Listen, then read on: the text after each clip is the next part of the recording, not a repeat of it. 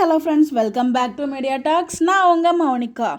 என்னடா இது ஷாக்கிங்கான அப்டேட்டாக ஷேர் பண்ணிகிட்டு இருக்கீங்க அப்படிங்கிற மாதிரி தான் இருக்குது. நம்ம தாத்தாவும் பாட்டியும் இருக்க மாதிரி ஷூட்டிங் ஸ்பாட் அப்டேட் நம்ம தாத்தா தான் ஷேர் பண்ணியிருக்காங்க. பேக்ரவுண்டில் மியூசிக் வந்து பார்த்திங்கன்னா கோ வித் ஃப்ளோ அப்படிங்கிற மாதிரி சொல்லிட்டு இருந்தாங்க. நாங்கள் கோ வித் ஃப்ளோவில் தான் போயிட்டுருக்கோம்.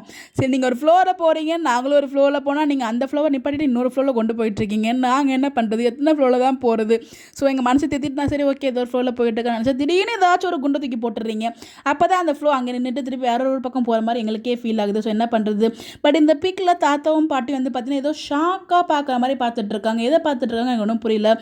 மேபி விஜயும் வெண்ணிலாவும் ஹாஸ்பிட்டல் போகிறாங்களே, அங்கே காவிரியை மீட் பண்ணி காவிரியோட சேர்த்து வராங்களா, இல்லை காவிரி ப்ரெக்னென்ட் அப்படிங்கிற விஷயத்தை தெரிஞ்சிருச்சு அப்படிலாம் சந்தோஷமாலாம் இருப்பாங்க. பட் இவ்வளோ சோகமாக இருக்க மாட்டாங்களே, சோகமாகவும் ஒரு மாதிரி இதாகவும் பார்க்குறாங்க. மேபி விஜயும் வெண்ணிலாவும் ஏதோ ஆர்குமெண்ட்ஸ் எதுவும் போயிட்டுருக்கு. ஆர்குமெண்ட் போனால் பக்கத்துலலாம் நிற்பாங்க. என்னவா இருக்கும்?